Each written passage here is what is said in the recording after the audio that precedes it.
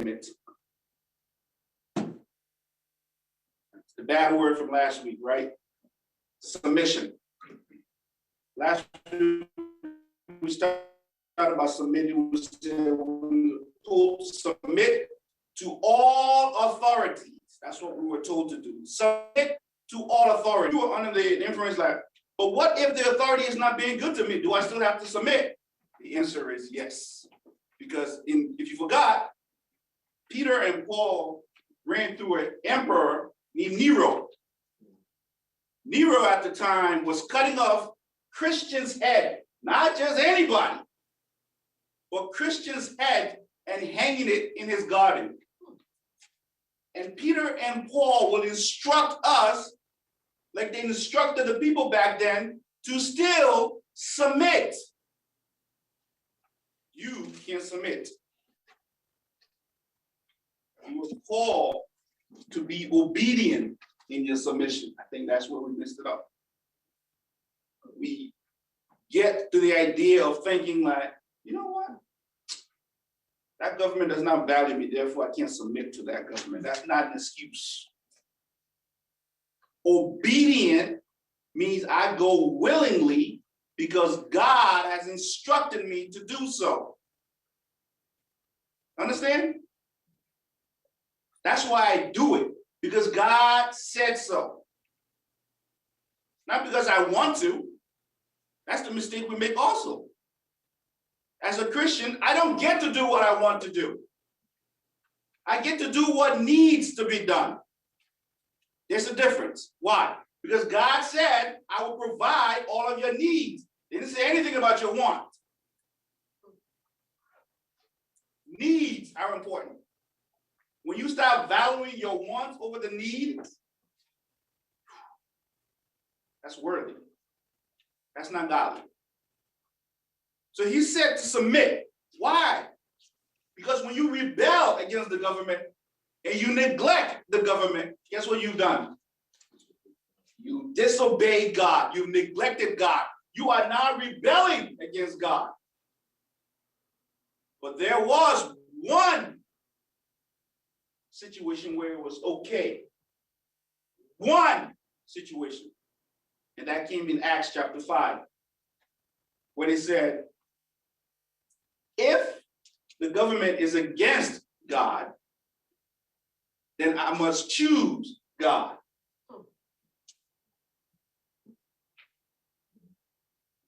In Acts 5:27, it says, when they have brought them, they had them stand before the council.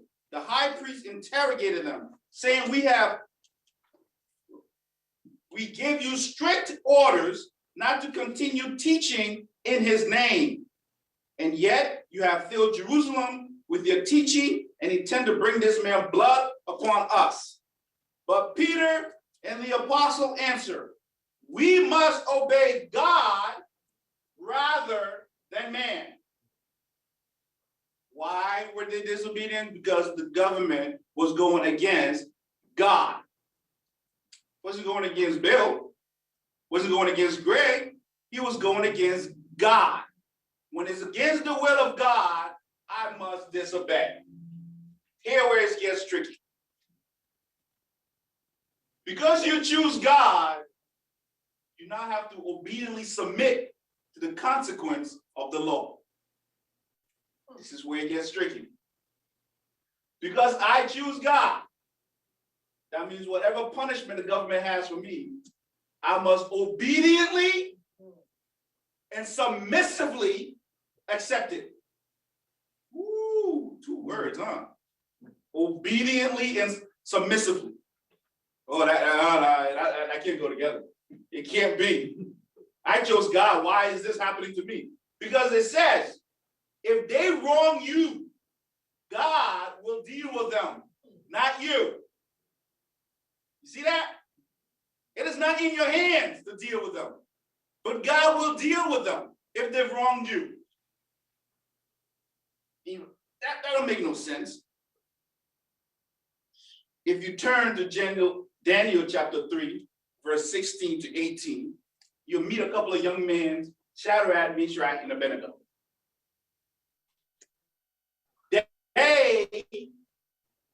refused the order of the king. They did it respectfully, and they did it obediently and submissively. How? They went into the furnace without being pushed or pulled. They walked into the furnace. Why? Because they said, we know that our God is able. But even if he is not able to do it, what's going to happen? We're not going to your gods.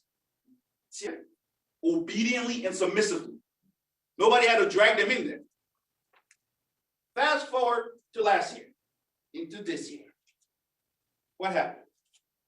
The government isn't like us. We must riot. If you submit, you don't have to riot. If you submit, you must do it obediently and submissively. What if they take my life? The life don't belong to you. It belongs to God. What if they take my job? That job don't belong to you. It belongs to God. But what if? What if? Oh, we love the what if game, don't we? That's what we said, WWJD. That's the what if game. What would Jesus do? That doesn't make sense. The actual statement is WD. What did Jesus do? Right? You have a full book that tells you what he did. So you don't have to guess. But in most situations, the reason why we ask that question is why? We don't want to submit, or we ask that question at the wrong time. After you've done what you're not supposed to do, then you ask the question, but what would Jesus do? See, our submission has to be one that is obedient and submissive. You can't forget the obedient part of it. Then you cannot forget being submissive in the matter. Why? Because you already made your choice. I tell people all the time, I say, you are fighting a battle you've already won. That doesn't make any sense. Then stop fighting. Because God said what? He will fight all your battles for you. Do you trust him or do you not? So when you rebel against the government, you are rebelling against God. I came across this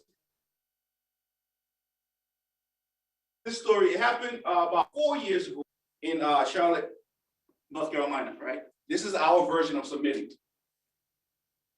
A business owner decided that he could not have a same-sex marriage in his venue, but he was willing to have the reception and bake the cake for them.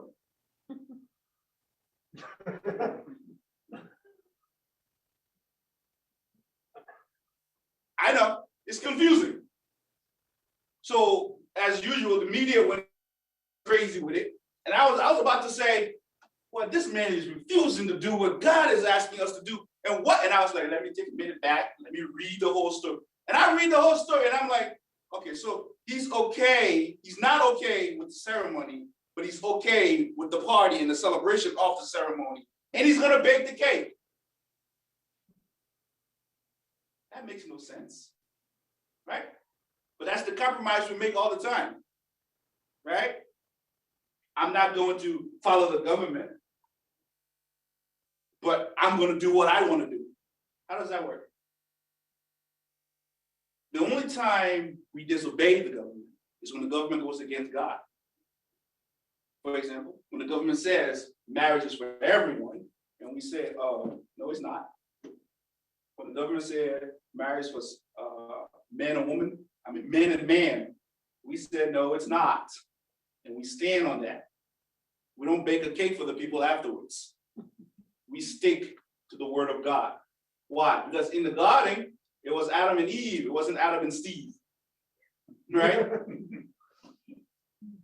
Relax. And then when the government tried to make abortion legal, we stand with God and says death is death. Murder is murder. Right? These are the stands we take. And I laugh a little when I do this, right? Because when I was in Providence, I used to walk down the clinic, the Planned Parenthood clinic. And in the summertime and in the springtime, boy, they out there protesting, right? Oh, yeah, life. And in the wintertime, they're not there. And I'm thinking to myself, what? Life's not important in the wintertime? This is important. We have to learn to teach. You can be out there, that's great. But what are you doing? Are you teaching? No. When you start to teach people about the better choices to make, you're doing a better job. You don't have to be out there with a sign. Learn to teach. Give them an option other than hatred. Why? There are times where we said, you know what? I'm following God. No one else. And in doing so, the government will bring down the punishment, and then I have to be like this to the punishment. Right? Because it's a choice I've made. I've chosen God. So I have to go with the punishment. I do not have the right to rebel. The reason is that the law is right or wrong, but God has given that nation authority to govern by his will and his way. If they are abusive, God will judge them, but my situation is still one of submission. In Romans 13:3-4, it says, for rulers are not a cause of fear for good behavior, but for evil. Do you want to have no fear of authority? Do what is good, and you will have praises from him the same. For it is a servant of God to you for good. But if you do what is evil, be afraid. For it does not bear the sword for nothing. But if a servant of God, an avenger who brings wrath on the one who practices evil. The government was meant for good. If the government does bad, it is not upon Wilson to stand against the government. It's upon me to be obedient and submissive in my choices. Paul discussed being free from fear of the government.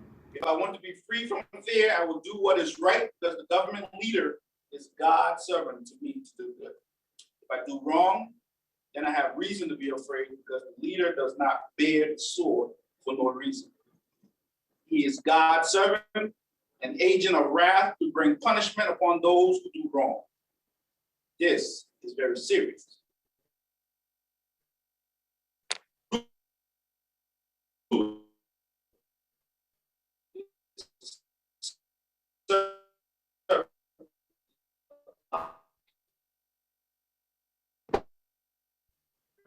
Also because of conscience sake. There are three reasons why we obey.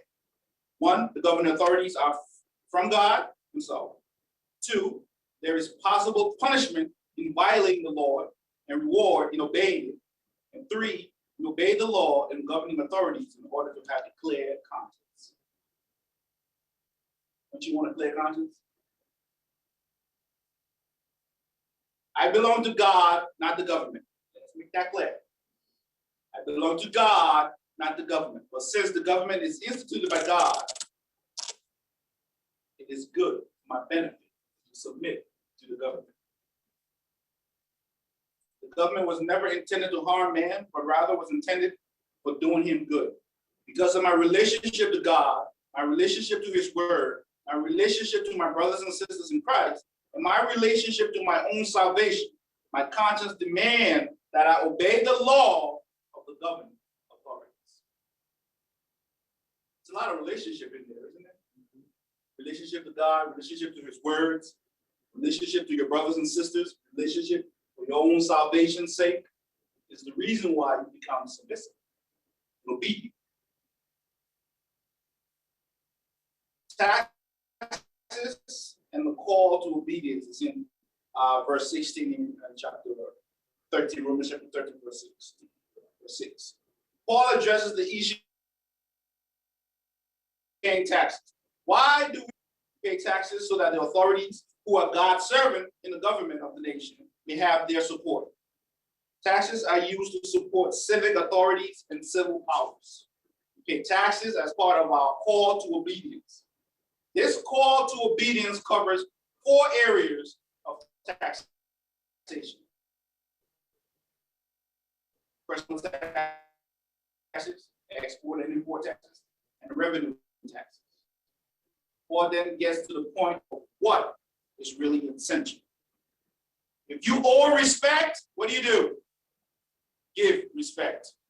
If you owe honor, you give honor. To hold leadership to God demands that we have a helpful, submissive, and obedient relationship to the government.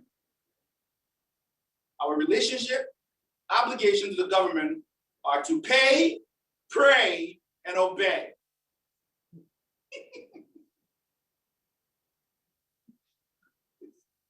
We gotta pay, we gotta pray, and we gotta obey.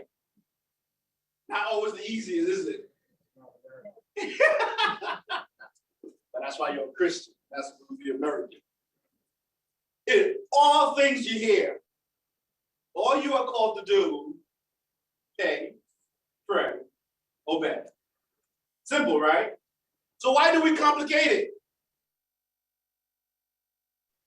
Paul shows us that love fulfills all duties that we have to the civil government. In our conscience, threat of punishment or a relationship that he intends for us to have to God is not enough, then love will fulfill all duties. In Romans 13, verse 8 to 10, we'll see Paul describing the connection between love and the civil law. There it is. Romans 13, 8 to 10. Owe nothing to anyone except to love one another. For the one who loves his neighbor has fulfilled the law. For this, you shall not commit adultery. You shall not murder. You shall not steal. You shall not covet. And if there is any commandment, it is summed up in this saying: you shall love your neighbor as yourself. Love does no wrong to a neighbor. Therefore, love is the fulfillment of the law. So what we get? Pay, pray, obey. Love is the fulfillment of the law. Paul closes with the statement that he started with. Love fulfills the law. What we need to see here is that it is not to love to keep the law perfect. It is not that love empowers me or that God empowers me to keep the law perfectly. However, if I have love, I have fulfilled the very purpose of the law. Right? So it will tell you to love your God with all of your what? Your heart, your soul, your strength, your might, and your mind. And then it will tell you to do what? Love your neighbor as you love yourself. When I love my fellow man, I am doing exactly what God did. God showed his love towards all of us, that while we were still sinners, Christ died for us. Christ died for the weak, the sinful, and the ungodly. It was love that made him do that. And it fulfilled the purpose of the law and brought salvation to people. Guess who's people? I have fulfilled the law in every way that God intended. I am grateful that Jesus fulfilled the purpose of the law perfectly through his love towards us. But I'm also grateful that when I failed to fulfill the purpose of the law through my lack of love, God's love is still in my heart through the Holy Spirit, whom I have been given. Love sums up the commandments. Second thing is that love not only fulfills the law, but it keeps the commandments. You love your neighbor as yourself. That means you love who? God, who created them. It does not keep them perfectly, but it keeps them in a loving way. Paul tells us to look at all of the commandments. Regardless of how many of the commandments there be, they will all be summed up in one rule. Love your neighbors as you love yourself. If that commandment is kept, then all the other commandments are kept. That is exactly what Jesus said when he was asked, what's the greatest commandment was? In Matthew 22, verse 36 to 38. But the Pharisee heard that Jesus had silenced the Sadducees. I always laugh at this motion, right? It's like me, Bill, and David standing there, and in great herd, I have just put down David and Bill, and Greg is smiling, and he's like, oh yeah, they didn't have any answer, but I got him. You don't. So they seen that they had silenced the Sadducees. So he's like, all right, I got you. Then he come up and says, and another man said, a lawyer asked him a question, tested him. Teacher, what is the greatest commandment in the law? And he said to him, you shall love the Lord your God with all your heart, with all your soul, and with all your mind. This is the great and foremost commandment. The entire law of the prophet hangs on a single, a difficult concept to grasp. Why? Because everyone has a version of what they think love is. And we keep going to the world for the answer. Oh, it's a feeling. It's an emotional thing. You know when you know. The heart wants what the heart wants. That is so dangerous. The heart is deceitful above all things. It is wicked, it is sick, it is desperately ill. You're telling me to give it what it wants.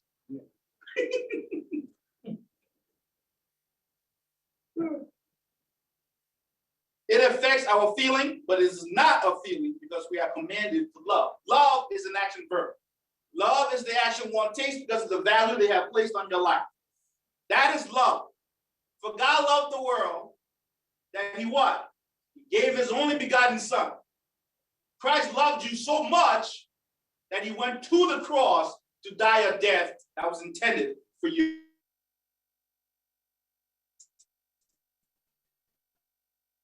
Action. Emotion. An action one takes because of the value they have placed on your life. Love appeals to the ability of a man to do things. Love is the action one takes because the value is in life. Love is the active pursuit of good towards others. It wishes good towards others and it shows the good in your life that you would have of others. Love blesses others. Love keeps the commandment because the commandments are given to benefit others. Verse 10 tells us that love not only fulfills the law and keeps the commandment, but it tells us that love blesses our neighbor. I love the use of the word therefore in this verse. Love does no harm to its neighbor. Therefore, love is the fulfillment of the law. This is where you can ask, why is love the fulfillment of the law? Because it blesses our neighbor. Anytime that I do anything physical, mental, financial, or spiritual harm of any kind to my fellow man, I am not acting out of love. I am not fulfilling the law. I am not making the response to the vision that God has given us in Christ. In the parable of the Good Samaritan, in Luke 10, verse 30 to 37, the Samaritan is called a certain Samaritan. However, every time we talk about this parable, we call him what? The Good Samaritan. If you read through the whole thing from 30 to 37, the word good is never mentioned in there. Right? But when we read it, we instinctively say, well, that's a good person. Why was he good? Because he took the interest of another above his own. I'm baffled. The priest, the Levite, they all walk past him. We do that all the time. hey, you know what? I think this is a great idea. You know what? I'm going to nominate Shirley to do it. You know what? I think Bill is better suited for this. But what are you doing? You, the announcer. Here I am, Lord. Send Adolphus. He's more qualified. It is not that he is qualified. It is the calling that makes him qualified. Everyone is qualified.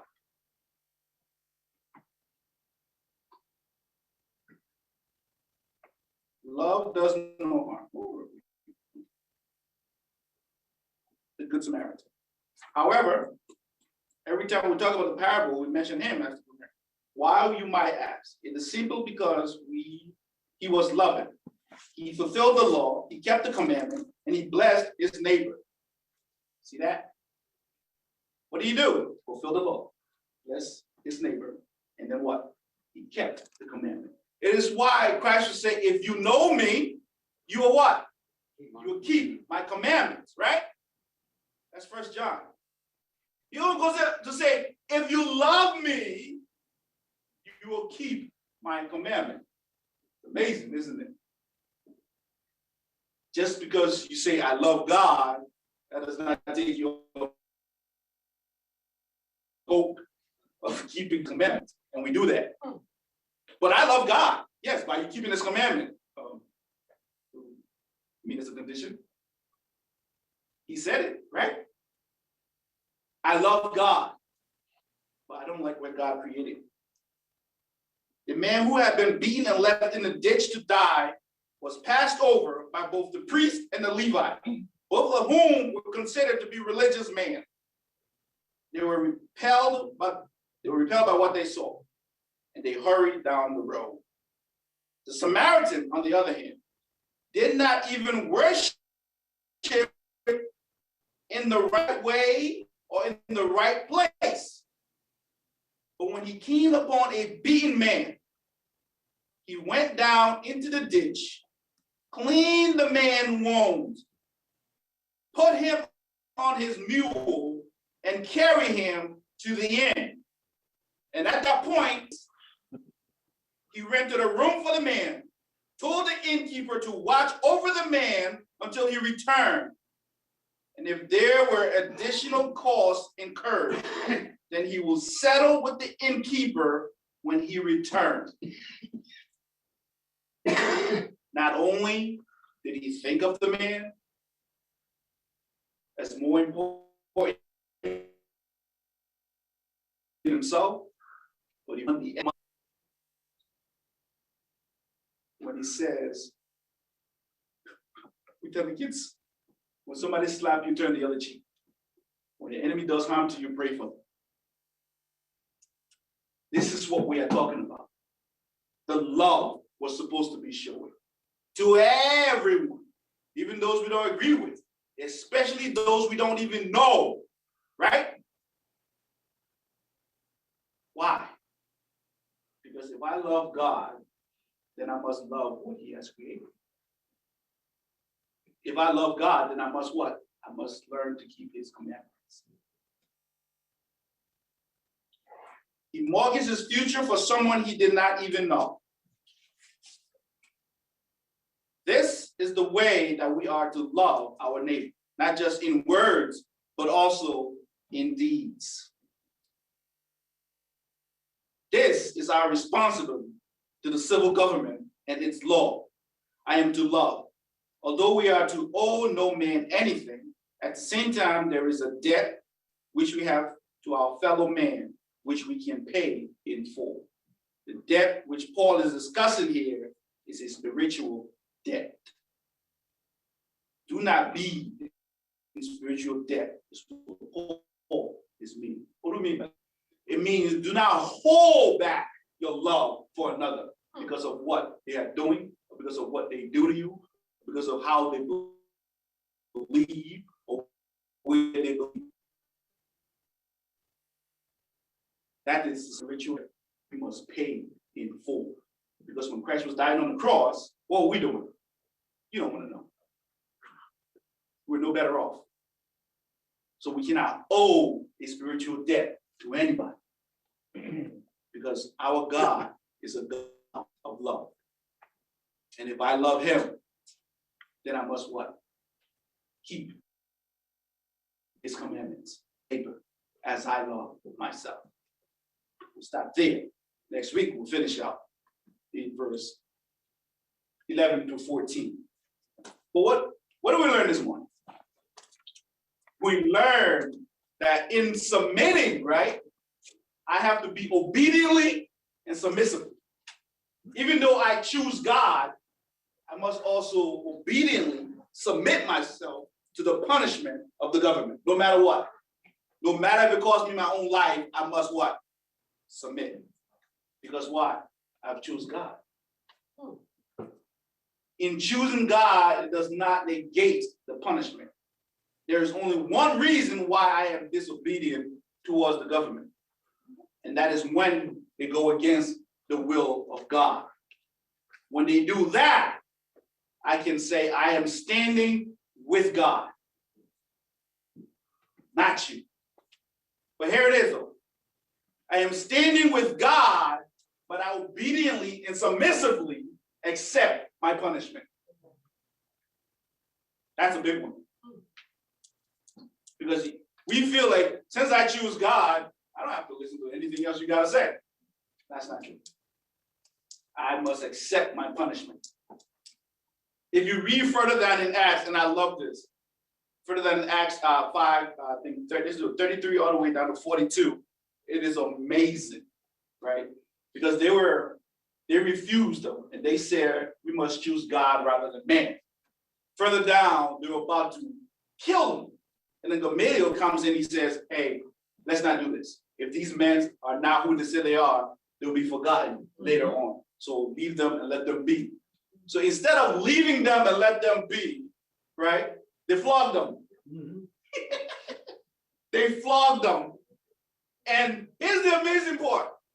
Many of us, when we get into trouble because we have chosen God, right, and the punishment comes down on us, what do we say? Why me, God? I'm never doing this again. Look what I did. I gave you all of that, and this is what happens to me. But not them, though, right? They went out rejoicing after being flogged. Why were they rejoicing? Because they had suffered for his name's sake. They took their punishment because they chose God over man. And so many times we choose man over God. Or worse, we choose ourselves over God. Or even worse, we choose materialistic things of this world over God. It said they left rejoicing for being flogged. We have to be that kind of people. We have to lead with that boldness in everything that we do. So this morning, if you're here, if you're not yet submitted to the will of the Father, and you don't know how, we ask you to come down and to stand and sing our song of invitation. You can understand and know that there is only one way to the Father, and that's through the Son. And the Son says there is only one way to the Father, and that's being born again, being born of both water and spirit. People, I'm talking about baptism. If you have not been baptized, you are not going to the Father. Baptism is the beginning step. So if you have not been baptized, we ask you to come down here and we make that happen for you as we stand and sing our song.